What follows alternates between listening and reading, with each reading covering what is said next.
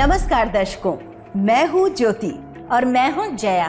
आप सभी का आज के इस सत्र में स्वागत करती हूँ। दीदी, कई दिनों से मेरे मन में एक अजीब सा प्रश्न उठ रहा है कि समाज में पुरुषों और महिलाओं के लिए अलग अलग धारणाएं क्यों हैं और क्या ये सही है? जैसे दीदी, पुरुषों के लिए घर से बाहर काम करने की आज़ादी है, जबकि महिलाओं को सिर्फ घर की जिम्मेदारियां निभाने के लिए कहा जाता है। लड़कों पर कोई पाबंदी नहीं है, पर लड़कियों पर इतनी सख्ती होती है। आखिर क्यों? चलो, आज का सत्र हम इसी पर रखते हैं। हमारे आज के सत्र का नाम होगा मर्दानगी और स्त्रीत्व से जुड़ी धारणाएं। मर्दानगी और स्त्रीत्व से जुड़ी धारणाएं। दीदी, इस सत्र में भी हम कोई गतिविधि करेंगे? हाँ, हमारी गतिविधि का नाम होगा अग्री या डिसअग्री, यानी सहमत या असहमत। इसमें हम कथनों कथनों को पढ़ेंगे। कथन से मतलब दीदी? कथन यानी धारणाओं से जुड़े वाक्य, जैसे घर के बाहर के काम सिर्फ पुरुष कर सकते हैं, या परिवार का मुख्य कमाने वाला पुरुष होना चाहिए, वगैरह।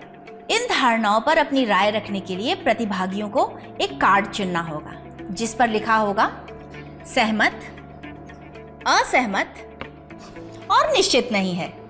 इस गतिविधि से हम समझेंगे कि समाज में पुरुषों और महिलाओं के बारे में क्या धारणाएं प्रचलित हैं और उनका असर क्या है।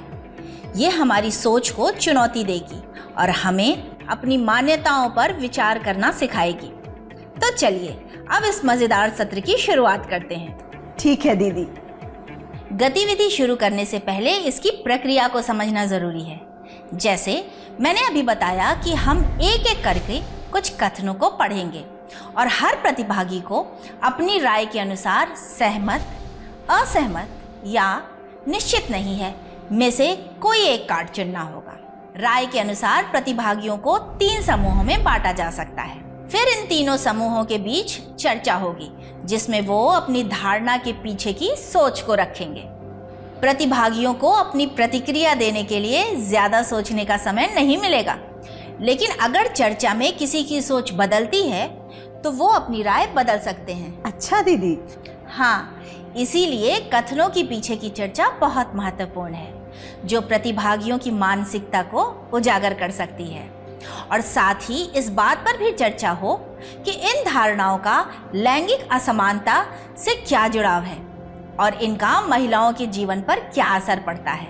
ये तो वाकई मजेदार है दीदी। अब मैं ये जानना चाहती हूँ कि मर्दानगी और स्त्रीत्व से जुड़ी धारणाएं आखिर हो क्या सकती हैं? तो अभी के लिए हम कुछ समाज में प्रचलित धारणाओं को सामने रखेंगे, जिन पर ज्योति कार्ड के माध्यम से अपनी राय रखेगी। सहमत है, असहमत है या फिर निश्चित नहीं है।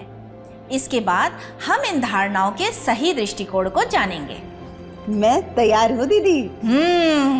तो चलो हम समाज में फैली कुछ मुख्य धारणाओं को लेते हैं। महिलाएं अपने उत्पीड़न के लिए खुद जिम्मेदार होती हैं। असहमत। सही कहा ज्योति। महिलाओं को उनके कपड़े या व्यवहार के कारण दोष देना बिल्कुल गलत है।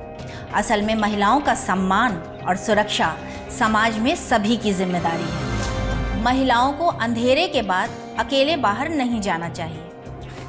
निश्चित नहीं। कई लोग इसे सुरक्षा का कारण बताते हैं, लेकिन असल में ये पाबंदी महिलाओं को आज़ादी और कई अवसरों से दूर रखती है। सुरक्षित माहौल बनाना सरकार और समाज दोनों की जिम्मेदारी है, जिससे सभी स्वतंत्रता से कहीं भी कभी भी आ जा सके। घरेलू काम महिलाओं की प्राथमिक जिम्मेदारी है।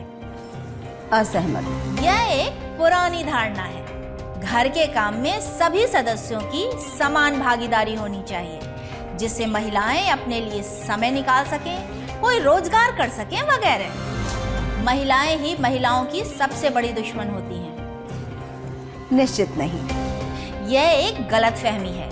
महिलाएं एक दूसरे का समर्थन करती हैं और एकजुट होकर सामाजिक बदलाव ला सकती हैं। सास बहू के झगड़ों का कारण भी पितृसत्ता ही है। यह सब सत्ता का खेल है ज्योति। पुरुष वित्तीय निर्णय लेने में बेहतर होते हैं। निश्चित नहीं। वित्तीय समझ और निर्णय क्षमता व्यक्ति पर निर्भर करती है, लिंग पर नहीं।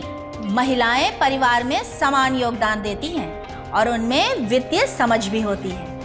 असली बात है सभी के पास जानकारी और अवसर होना। परिवार का मुख्य कमाने वाला पुरुष होना चाहिए।